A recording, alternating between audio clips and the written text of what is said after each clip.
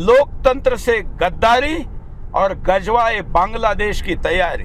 जी हाँ, गजवा हिंद वैसे तो पूरे हिंदुस्तान के साथ करना था, लेकिन हिंदुस्तान के 2 टुकड़े करने में तो ये कामयाब रहे ही है, बल्कि 3-4 टुकड़े कहना चाहिए। अफगानिस्तान भी हमारा था, लेकिन वर्तमान की स्थिति में बांग्लादेश का संविधान बदले बगैर उसको कट्टर इस्लामिक राष्ट्र बनाना मुश्किल है। और इसलिए लोकतंत्र से गद्दारी करके ये अपने जिहादी एजेंडे को कैसे चलाना चाहते हैं, पूरी कहानी सुनिए।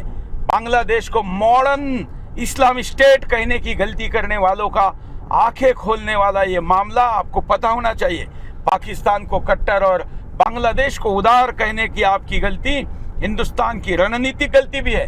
हमने इस देश के प्रति जो सॉफ्ट रवैया रखा, आज वो रवैया हमें ही एक पड़ोसी देश के रूप में और वहां रह रहे हिंदुओं को भुगतना पड़ रहा है। पूरा मामला समझते हैं।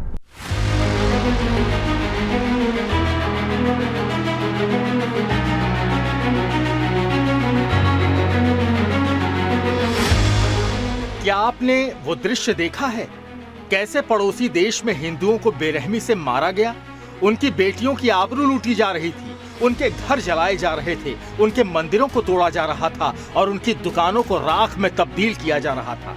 क्या आपको सब याद है? जब हमारे हिंदू भाई बहन सरेआम मारे जा रहे थे और हम कुछ नहीं कर पा रहे थे। ऐसे समय में जब हर इंसान को एक उम्मीद होती है कि सरकार उसकी मदद करेगी और संविधान उसकी रक्षा करेगा, लेकिन अब देखिए क्या हो रहा है। वही संविधान जो हमारे जीवन और सम्मान की गारंटी था, वही संविधान अब खतरे में है। अब बांग्लादेशी कट्टरपंथी अपनी सत्ता को मजबूत करने के लिए संविधान को ही बदलने की योजना बना रहे हैं। वही संविधान जो हर धर्म, जाति और पंथ के लोगों को समान अधिकार देने की वकालत करता है, वही संविधान अब बदलने की कोशिश की जा रही है। क्या ये लोकतंत्र की हत्या नहीं? यूनुस सरकार द्वारा संविधान से सेकुलर और समाजवादी शब्दों को हटाने की कोशिशें उसी कट्टरपंथी मानसिकता और सोच का परिणाम है जो बांग्लादेश को एक इस्लामी देश में बदलने का ख्वाब देख रही है। अगर ये बदलाव होगा तो ये केवल संविधान का अपमान नहीं, ये लोकतंत्र से गद्दारी होगी। क्या आप ये सोच सकते हैं कि एक लोकतांत्रिक देश जो हर नागरिक को बराबरी का हक देता है, वो अब एक इस्लामी राज्य में तब्दील हो जाएगा, जहां धार्मिक विविधता और समानता की कोई जगह नहीं होगी? यूनुस सरकार का असली उद्देश्य बांग्लादेश को इस्लामी मुल्क बनाना है। क्या आप इस खतरे को देख पा रहे हैं? बांग्लादेश पहले ही कट्टरपंथियों के हमलों का शिकार है और अगर संविधान से सेकुलर शब्द हटा दिया जाता है तो हिंदू और अन्य अल्पसंख्यक समुदायों की स्थिति कितनी दयनीय हो जाएगी। क्या हिंदू बेटियों की सुरक्षा की कोई गारंटी होगी? क्या उनके मंदिरों को फिर से जलाने की खुली छूट मिल जाएगी? संविधान के तहत बांग्लादेश का लोकतंत्र अपने नागरिकों को समान अधिकार देता है, चाहे उनका धर्म, जाति या पंथ कुछ भी हो। लेकिन जब वही संविधान अब बदलने की कोशिश की जा रही है तो इसका क्या मतलब निकाला जाए? क्या बांग्लादेश अब धर्मनिरपेक्ष पहचान खोकर एक इस्लामिक राज्य बनने की राह पर है? क्या ये लोकतंत्र से गद्दारी नहीं?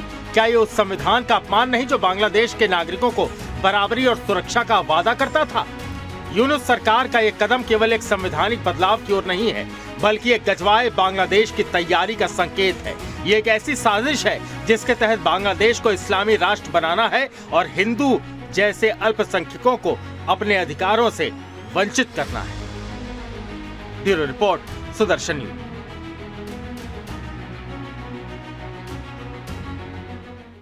बांग्लादेश में इस्कॉन को बैन करने के लिए कई बार नारे लगाए जा रहे हैं, आंदोलन किए जा रहे हैं और लोकतंत्र से दूर होता और कट्टर इस्लामी राष्ट्र बनने की दिशा में बढ़ता हुआ ये बांग्लादेश, वहां पर ये नए नारों को भी एक बार आप देख लीजिए। कि आक्रमण करबे की करबे, कि आक्रमण करबे की करबे।